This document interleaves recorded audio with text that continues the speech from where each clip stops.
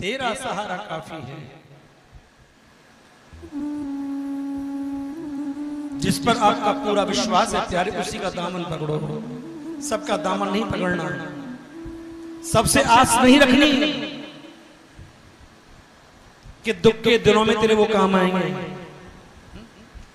आशा एक राम जी से, दूजी आशा छोड़ दे, और नाता एक श्याम जी से, दूजा नाता छोड़ दे। आशा प्रभु से रखिए, तेरा सहारा काफी है। भागवत जी में लिखा है, आज भगवान श्याम सुंदर जब कालीदह में कूदे तो क्या देखते हैं?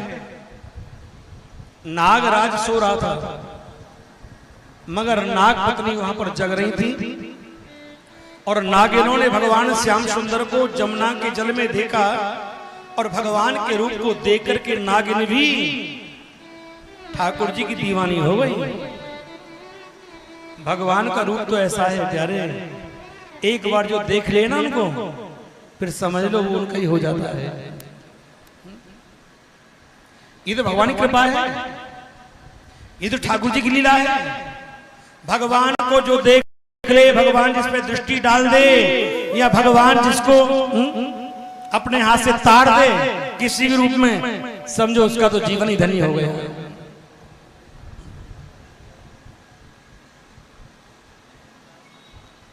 नाग पत्नी बोली, बालक आपके रूप पर हम बार बार बलिहार जाते हैं, और आपसे हम कुछ पूछना चाहते हैं, आप हमारे प्रश्न का उत्तर दीजिए। बन क्या पूछना चाहती हो? भगवान तो सबकी भाषा को जानते हैं ना, जो सृष्टि भगवान ने रची है। चींटी से लेकर के हाथी तक जितने जीव हैं, उनकी भाषा को चाहे तुम ना जानो, उनके मन की बात को तुम ना जानो, पर भगवान तो हर जीव के मन की बात को जानते हैं ना।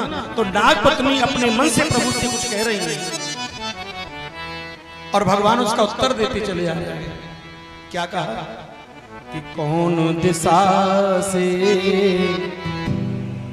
आयो रे बालक, कहा तुम्हारो गाम है, और कौन सखी के पुत्र जो कहियत, तिहारो नाम है। हे बालक, आप कौन हो? आपका नाम क्या है? आपका गाम क्या है? धन्य है वो मां जिसने ऐसे लाल को जन्म दिया है। आपके रूप का दर्शन करके ऐसा लगता है कि बस हमारा जीवन ही धन्य हो गया। तो भगवान का सुनो नागिनो कि पूरब दिशा से आयो रे नागिन, गोकुल हमारो गाँव है, मात यशोदा पिता नंद जी, कृष्ण मेरो नाम है। हाँ, कृष्ण मेरो नाम। गोकुल से आए, माँ यशोदा है हमारी, जो ठाकुर जी की लीला में यश प्रदान करे वो यशोदा। यशम ददाती से यशोदा, और हमारे पिता नंद हैं,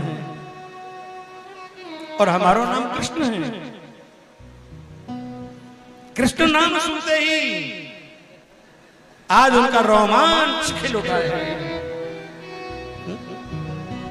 मैं कहता हूं, आप जो कृष्ण नाम जपते हो या महामंत्र का जाप करते हो, और तुम जपते हो, और तुम्हारी वाणी जहां तक जाती है, जितने जीव होते हैं संसार में, चींटी से लेकर कोई जीव क्यों ना हो प्यारे, अगर तुम्हारी भाषा को वो सुनते हैं, तो तुम्हारे नाम के गाने से उन जीवों का भी उद्धार हो जाता है, उनका भी कल्याण हो जाता है। भगवान की वाणी जहां तक जाती है, वहां तक के जीवों का तरण तारण हो जाता है, उद्धार हो जाता है। अब तो प्यारे कृष्ण नाम सुनते ही नाग पत्नियां ऐसे फन करके प्यारे ठाकुर जी को निहार रही हैं, मानो आज मेरे ठाकुर जी का वो बंधन कर रही है। हे कृष्ण, आपसे किसी की दुश्मनी है क्या? जिसने ऐसे बालक को इस काली दह में मारने के लिए फेंक दिया है कि तुम रास्ता भूल गए हो, कि तुम्हारे घर में लड़ाई हुई है जिस कारण से अपने प्राण गंवाने के लिए इस तुम काली दह में आए हो? क्या कहा के बालक तू अगर भूल्यो डगर भूल्यो के घर नार रिसाइया के तेरे मन में क्रोध उपजो के वेदन भरमाया। तुम्हारा कोई बैरी है, रास्ता भूल गए हो? आपको पता नहीं ये कितनी खतरनाक जगह है, यहां तुम आए हो?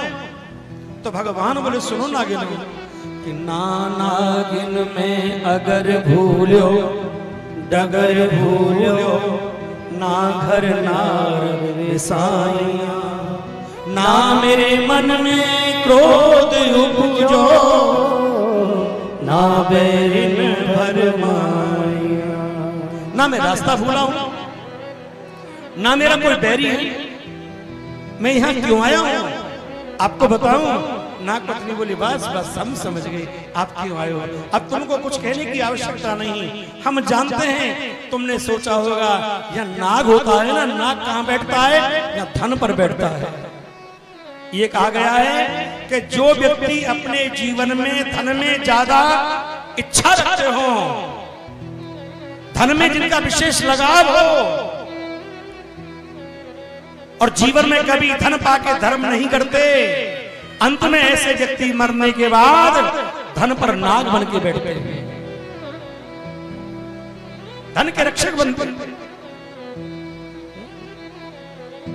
धन की तीन ही गति है, ध्यान रखना, उत्तम गति दान, मध्यम गति भोग और तीसरी गति नाश है। भगवान ने तुझे दिया तो धर्म करने के लिए, अपने कर्म सुधारता, लेकिन फिर भी पूरे जीवन में कोई धर्म ना करके किसके लिए छोड़ के चला गया रे? कहते हैं जो धर्म नहीं करते उनके धन को लास्ट में कौन खाते हैं? वैश्या, वैद्य, वकील, यहाँ पर जोड़ जोड़ मर जाएंगे और माल जमाई खाएंगे। बोलो राधे। किसके लिए छोड़ना प्यारे? भगवान ने दिया है तो अपना हाथ जगन्नाथ, अपनी गति स्वयं करके जाओ। जो भी जीवन में मनुष्य के लिए बताए हैं कर्म करने कि तुम जीवन में गौ दान करो, तुम यज्ञ करो, पूजा करो, पाठ करो, आप यात्रा करो, जो भगवान ने बताए हैं प्यारे वो काम करके जाओ। पीछे के लिए आस मत करना कि कोई हमारे लिए कुछ कर भी दे। यहां तक कहा गया है जिस संतान के लिए माँ बाप रात दिन परेशान होकर के अपना पूरा जीवन दांव पे लगा देते हैं, मरने के बाद हो सकता है कि तेरी फोटो पर एक माला भी ना चढ़े।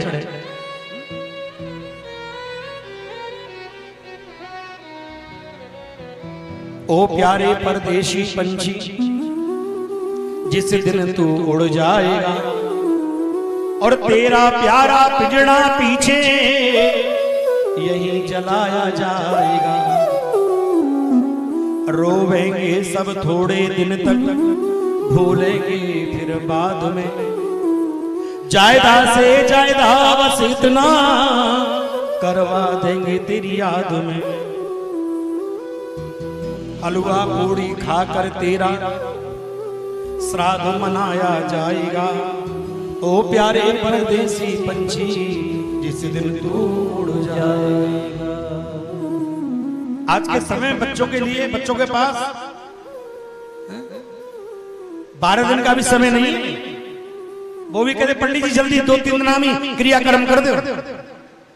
जब शास्त्र का नियम है प्यारे कि जब तक 12 दिन ना हो तब तक उस घर से सूतक खत्म होते ही नहीं।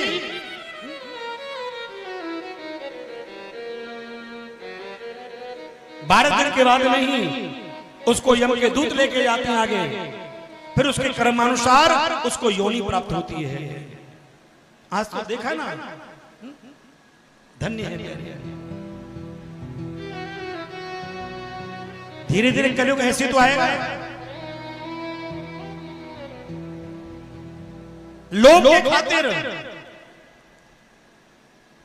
ऐसा काम करना शुरू कर देंगे लोग। ब्राह्मणों को भी मैं आग्रह करूंगा, विप्र देवताओं के लिए, जो शास्त्र कहता है प्यारे, उसकी अनुरूप गृहस्थी का क्रियाक्रम होना ही श्रेष्ठ है। नहीं कहते ना प्यारे, उस घर में स्वयं ही पितृदोष पैदा हो जाता है, उन पितरों की मुक्ति नहीं होती प्यारे, मुक्ति नहीं होती, परेशान रहते हैं, दुखी रहते हैं। तो भगवान ने कहा नागिन ना नागिन में अगर भूलो डगर भूलो, ना घर नारी रसाइया, और ना मेरे मन में क्रोध उपजो, ना बेरे। अच्छा लाला, हम समझ गए तुम क्यों आए हो। और नागपत्नियों के पास में बड़े बड़े सुंदर हार थे। ठाकुर जी को देख करके आज मानो ठाकुर जी कितनी दीवानी हो गई है, और कहती प्रभु अब हमें ये सब कुछ नहीं चाहिए। जिनके चित्त में भक्ति भाव प्रवेश कर जाता है, वो प्यारे ज्यादा आडंबर में नहीं पड़ना चाहते। वो कहते हैं मेरे गले में तुलसी की माला हो, बस यही मेरा सबसे बड़ा सुहाग है, यही सबसे बड़ा श्रृंगार है। गल में तुलसी, ये कहा गया है, ध्यान रखना, जिन माता बहनों के भाइयों के गले में तुलसी होती है कि गल में तुलसी और आंगन में गाय, और वो नर कबहू नरक नहीं जाए। अगर मरते समय तुम्हारे गले में तुलसी पड़ी है तो यमदूत नहीं लेके जाएंगे, भगवान के दूतों को आना पड़ेगा। जिनके गले में तुलसी की माला हो, और जब व्यक्ति स्नान करता है और वो जल तुलसी का स्पर्श करते करते शरीर पर आता है, तो प्यारे हमें सारे तीर्थों के स्नान का पुण्य मिलता है। ये तुलसी की महिमा है। बहुत से लोग कहते हैं कि ये तुलसी की माला तो सिर्फ उनको पहननी चाहिए जिनके घर वाले ना हो। बोलो राधे राधे। ये मूर्ख लोग कहते हैं, जिनको होश ही नहीं, जिन्होंने शास्त्रों का मनन नहीं किया है, जिन्होंने शास्त्रों का चिंतन नहीं किया प्यारे, वो जानते नहीं कि तुलसी कितनी बड़ी महिमा है।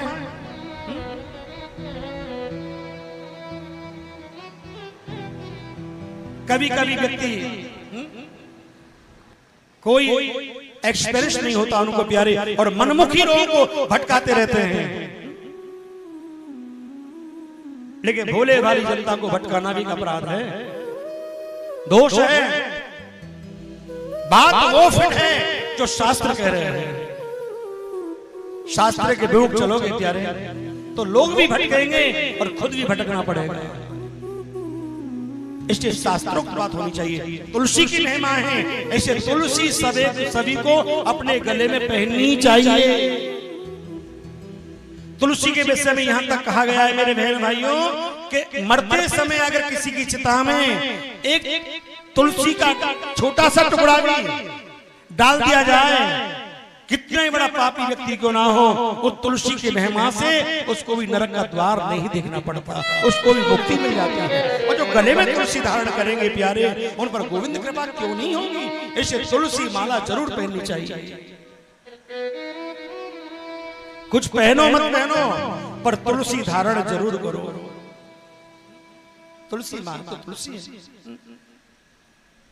भगवान भी कहते हैं ना, तुम ठाकुर जी की सेवा में कितने भी भोग लगा दो, 56 भोग 3600 व्यंजन, और बिन तुलसा हरि एक न मानी, नमो नमः तुलसा महारानी, नमो नमः। माँ तुलसा जो है ना,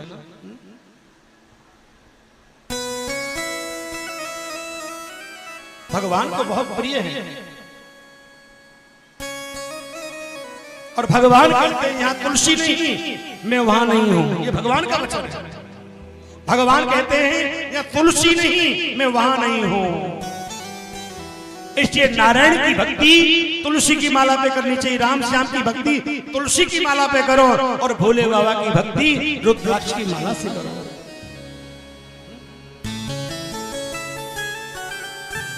तो नाग पकड़ी बोली, लाला मत कहिए, आप क्या मांगना चाह रहे, हम समझ गए।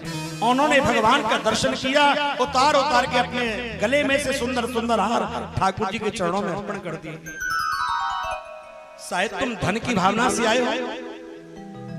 ले जा रे गलहार माला, सवालक की डोरियां, वृंदावन में गलो तेरे नाग की कर डोरिया।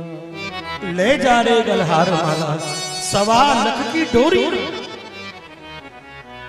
और इतनों तो ले जाओ रे बालक, नाग से तुम चोरियां।